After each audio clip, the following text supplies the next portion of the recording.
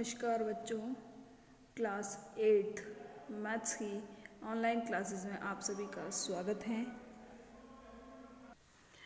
आज हम पढ़ने जा रहे हैं प्रश्नावली 10 ठोस आकारों का चित्रण।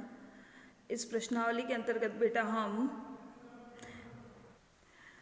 2D आकृति और 3D आकृति के बीच में अंतर करना सीखेंगे। अब आप कहेंगे 2D और 3D में क्या अंतर है बेटा, तो मैं बता दूं 2D यानी कि द्विविमीय आकृति, जिसके अंतर्गत दो विमाएँ होती हैं, जिसे 2 डायमेंशन कहते हैं। ठीक है बेटा। और 2 डायमेंशन में कौन कौन सी होती है, लंबाई और चौड़ाई।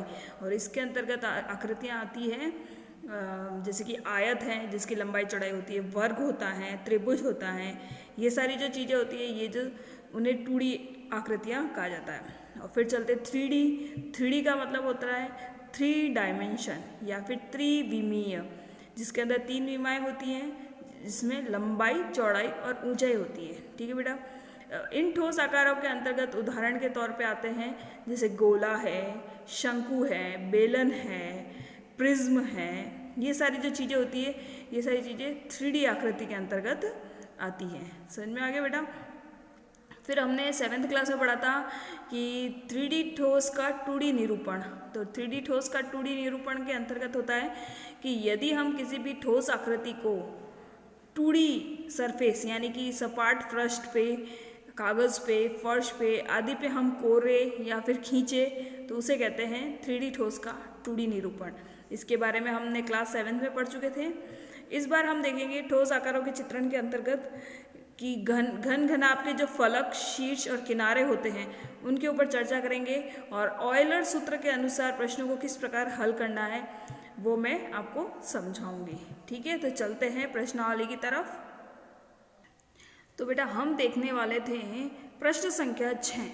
प्रश्न संख्या 6 में कहा गया है इन ठोसों के लिए आयलर सूत्र का सत्यापन कीजिए। यानी कि ये दो आकृतियाँ दे दी गई हैं, फर्स्ट और सेकंड, और इन ठोसों से आपको इनके आयलर सूत्र द्वारा ज्ञात करना है कि क्या ये ठोस आकृति है या नहीं। ठीक है।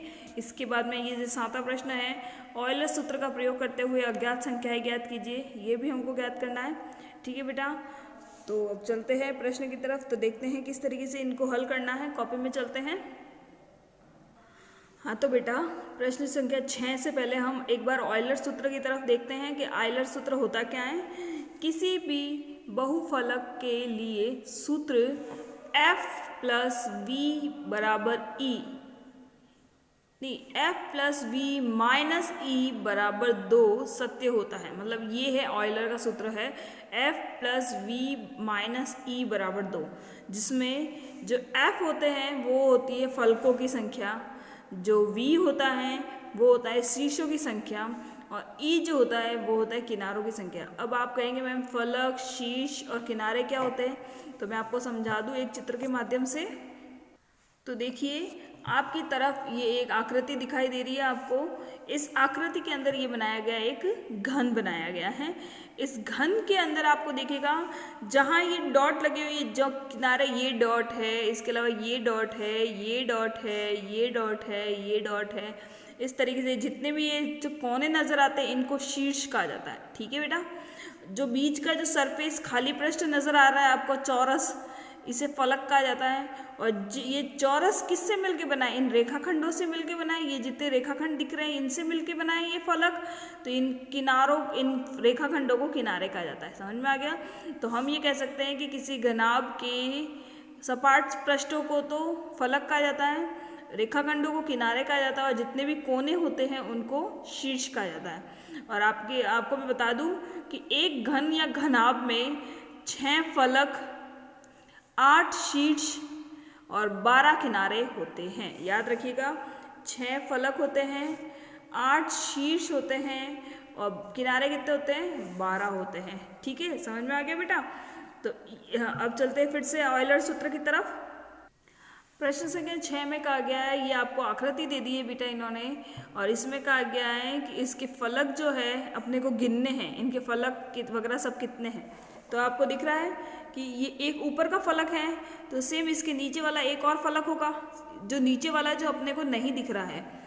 ठीक है, 2 तो ये हो गए, ये तीसरा, ये चौथा, ये पांचवा, ठीक है। और आपको ये इस तरफ वाला जो ये रेखाखंड है तो उसके उस तरफ भी एक फलक होगा, ये रेखाखंड है तो उसके इस तरफ भी फलक होगा जो अपने को नहीं दिख रहे हैं। तो अपन ये मान के चले कि एक फलक, दो फलक, फिर ये तीसरा फलक, चौथा फलक, पांचवा फलक, ऊपर वाला छठा और नीचे वाला सातवां, यानी टोटल फलक कितने हैं? 7 फलक है।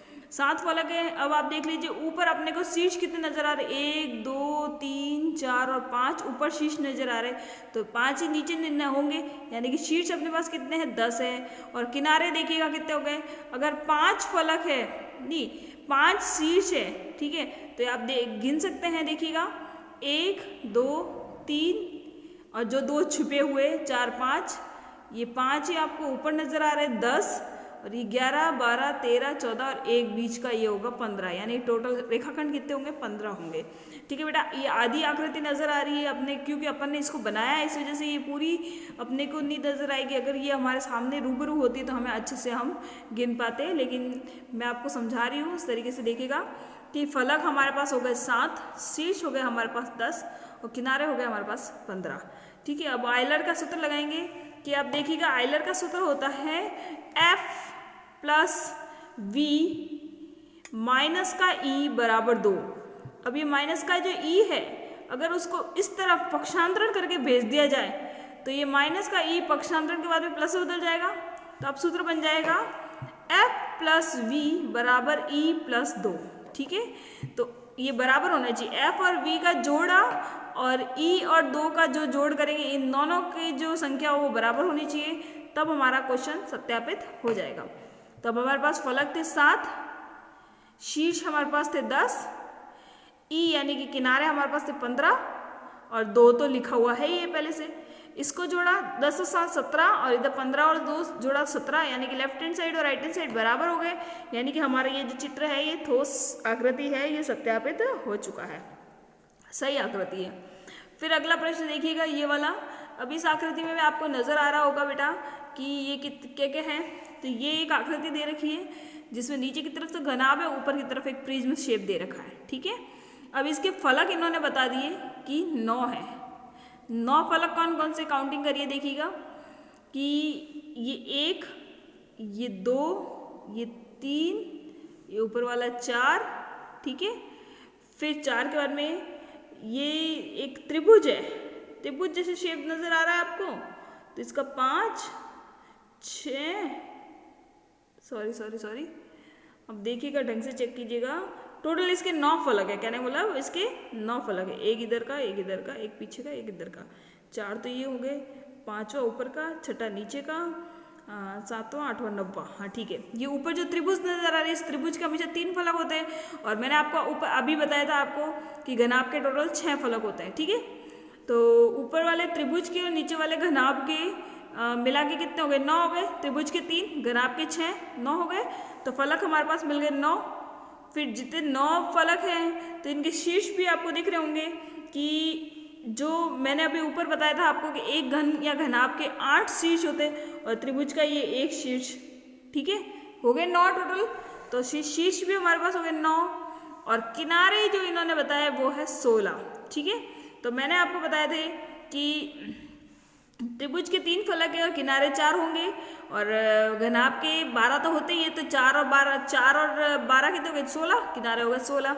अब इनको सत्यापित करके देखेंगे अपन कि F प्लस V बराबर E प्लस 2, तो हो गया 9 9 16 और 2, 9 और 9 मिलके तो 18 हो गया और 16 और 2 मिलके भी 18 हो गया, यानी left hand side equal right hand side हो गया, यानी कि हमारा ये क्वेश्चन भी सत्यापित हो गया है। ठीक है, अब चलते हैं अगले प्रश्न की तरफ। अगले प्रश्न में बताया गया है कि ऑयलर का सूत्र मैंने पहले ही लिख दिया है यहाँ पे कि F प्लस V बराबर E प्लस 2, ये भी सूत्र लग सकता है, या फिर F plus V minus E बराबर 2, ये भी सूत्र लग सकता है। अब ये एक सारणी दे दी गई, इनमें ये रिक्त स्थान है, इन रिक्त स्थानों को आपको भरना था, तो हम किस तरीके से भरेंगे वो देखते हैं कि ये फलक है, ये शीर्ष है और ये किनारे हैं। ठीक है, हम सूत्र के अंदर इसको रख के देखेंगे। तो पहला प्रश्न ये, दूसरा ये है, तीसरा ये है। तो पहले में बोला इन्होंने कि किनारे यानी कि E तो है 12, ठीक है, शीर्ष यानी कि V है हमारे पास 6 और हमारे पास F नहीं है, तो हमने जो नहीं है उसके नीचे क्वेश्चन मार्क लगा दिया। फिर उसके बाद में 12 और 2 तो मिलके हो गए 14 और ये 6 का 6, जब ये 6 है ना, इसका पक्षांतरण करेंगे तो ये इधर आ जाएगा, माइनस में बदल जाएगा, तो 14 के माइनस में इधर 6 चले जाएंगे, सॉरी इधर 6 आ जाएंगे। ठीक है बेटा, तो जैसे ही 14 माइनस 6 होगा तो आंसर आ जाएगा 8। ठीक है, तो हमारे फलक कितने हो जाएंगे, 8 हो जाएंगे। मैंने यहाँ भर दिए 8। ठीक है, दूसरा था कि 5 और बीच में v नहीं है हमारे पास और e हमारा 19 है, फलक दे दिए और e दे दिया, यानी किनारे दे दिए। तो हमने लिख दिया f की जगह पे 5 लिख दिया, e की जगह पे 19 लिख दिया, v हमारे पास नहीं है तो क्वेश्चन मार्क लगा दिया। 19 और 2 मिलके 21 हो गया, 5 को पक्षांतरण किया तो इधर 5 इधर आ गया तो 16 बन गया। ठीक है, तो 16 तो मैंने यहाँ रिक्त स्थान में भर दिया है 16 बेटा। फिर उसके बाद में तीसरा प्रश्न देखते हैं। तीसरे प्रश्न में कहा गया है कि 12 और 20 और 12 है, ये हमारे पास नहीं था e, तो हमने किस तरीके से रखेंगे, यानी कि हमारे पास e नहीं है तो मैंने f की जगह पे 20 रख दिया, यहाँ 12 रख दिया, e की जगह पे कुछ नहीं है। तो अब 20 में से 12 को घटाएंगे, 20 और 12 को जोड़ेंगे तो 32, इधर रह गया 2, इस 2 का कर देंगे पक्षांतरण, 2 यहाँ प्लस में है तो पक्षांतरण के बाद में माइनस में बदल जाएगा, तो 32 माइनस 2 यानी कि 30, यानी कि हमारी ई कितने हो जाएंगे, 30 हो जाएंगे, जो कि मैंने यहाँ पे रिक्त स्थान में लिख दिया है। ठीक है बेटा, तो इस सूत्र के माध्यम से, ऑयलर सूत्र के माध्यम से आप रिक्त स्थानों की पूर्ति कर सकेंगे। ठीक है, और एक अंतिम क्वेश्चन था कि यदि हमारे पास फलक 10 है, शीर्ष हमारे पास 15 है और किनारे हमारे पास 20 है, तो क्या ऐसी आकृति हम निश्चित हो सकती है, क्या ऐसी आकृति संभव है? तो आपको ऑयलर सूत्र लगा के ये चेक करना है कि क्या ऐसी आकृति संभव है। तो हम देखते हैं किस तरीके से करना है। देखिएगा, सूत्र लगाया मैंने है F प्लस V बराबर E प्लस 2। ठीक है, जिसमें फलक डाल दिया 10, V यानी कि शीर्ष डाल दिया 15 और किनारे इसके 20 बता दिया, 2 तो है ही है। इधर जोड़ा हमने 15 और 10 25 हो गया और इधर 20 और 2 22 हो गया, यानी कि लेफ्ट हैंड साइड और राइट हैंड साइड बराबर नहीं है, तो ऐसा बहुफलक संभव नहीं है। ठीक है बेटा, तो हम ऑयलर सूत्र के माध्यम से ये पता कर सकते हैं कि ऐसा बहुलक बन सकता है या नहीं। आया समझ में बेटा? तो इस प्रश्नावली जो 10वीं प्रश्नावली जो थी, जिसमें कॉपी में करने लायक यही प्रश्न थे, बाकी जितने भी प्रश्न मैंने करवाए हैं वो बुक में ही करने हैं बेटा, कुछ नहीं है। आकृति को कंप्लीट करना है, आपको मिलान करने वाले प्रश्न उत्तर है वगैरह इस तरह के हैं तो वो कॉपी में नहीं उतारने हैं। ठीक है बेटा, तो इसी के साथ में आज हमारा ये प्रश्नावली 10वीं ठोस आकारों का चित्रण खत्म होता है। ठीक है।